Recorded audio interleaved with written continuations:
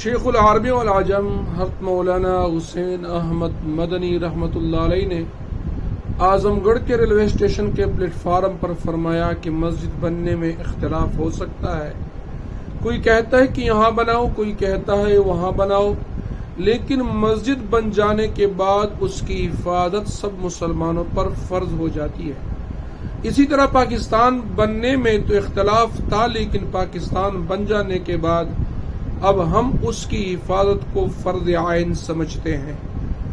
حضرت مولانا حسین احمد مدنی رحمۃ اللہ علیہ نے اعلان کیا کہ اب مسجد بن گئی ہے، یعنی پاکستان بن گیا ہے، اب اسے گرانا جائز نہیں۔ پاکستان بن جانے کے بعد اس کی ایک ایک انچ کی حفاظت فرض عین ہے۔ دیکھیے، یہ ہے اہل حق کی شان۔ اس بات کے راوی علامہ شبلی نعمانی رحمۃ اللہ علیہ کے سگے بھتیجے انور نعمانی رحمۃ اللہ علیہ آج حسینی اور اشرفی کا نعرہ لگا کر آپس میں لڑائی کرنے والے ان باتوں کو نہیں دیکھتے کہ جب پاکستان ٹوٹا، یعنی مشرقی پاکستان الگ ہو گیا، تو بعض نادانوں نے خوشیاں منائی۔ یہ لوگ اپنے اکابر کے طریقے پر نہیں ہیں۔